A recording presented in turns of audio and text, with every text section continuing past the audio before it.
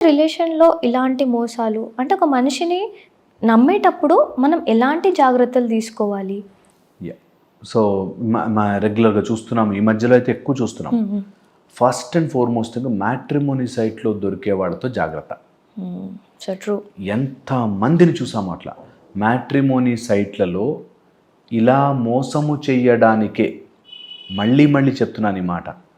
Already marriage అయిపోయి ఇలా మోసము అంటే వీళ్ళు వెయిట్ చేస్తూ ఉంటారు.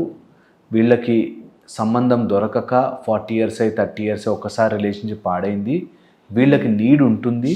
వీళ్ళకి తగ్గట్టుగా ప్యాకేజీలు రాసుకుని ఫేక్ ప్రొఫైల్స్ చేసి మావాడు చాలా గొప్ప ఇది అది అని చెప్పి మా అమ్మాయి చాలా గొప్ప అని చెప్పి ట్రాప్ చేసేవాళ్ళు ఉన్నారు. ఓకే. సో ట్రస్ట్ ఇష్యూస్ రావడంలో తప్పు లేదు, కానీ వస్తుంది.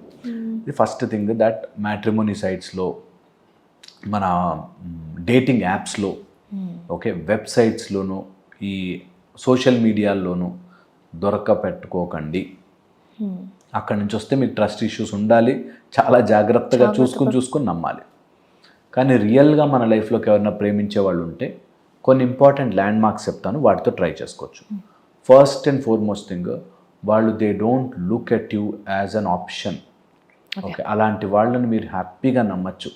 సెకండ్ వచ్చేసి ఫైనాన్షియల్గా టూ మెనీ టైమ్స్ అడుగుతున్నారు అంటే కేర్ఫుల్. నాకు ఆ డబ్బు కావాలి, ఈ డబ్బు కావాలి, అలా కావాలి, ఇలా కావాలి, ఫస్టే చాలా జాగ్రత్త. Don't believe dum. థర్డ్ వచ్చేసి వాళ్ళ సైడ్ స్టోరీ అంతా నెగిటివ్ స్టోరీ ఉంటుంది. అలాంటి వాళ్ళని నమ్మద్దు అసలు. అంటే నేను ఎంత మంచివాడిను, అంతా మోసం చేస్తారు నన్ను, నేనే కరెక్టు, కానీ ఒక అమ్మాయి నన్ను ఇట్లా చీట్ చేసింది, ఒక అబ్బాయి నన్ను ఇట్లా చీట్ చేశాడని వాళ్ళ సైడ్ అంతా సాఫ్ట్ డల్, ఎప్పుడు అలా ఒక టైప్ ఆఫ్ స్టోరీ దీనంగా నేను ఎంత మోసపోయాను చూడు అని చెప్తారు. చాలా డేంజరస్.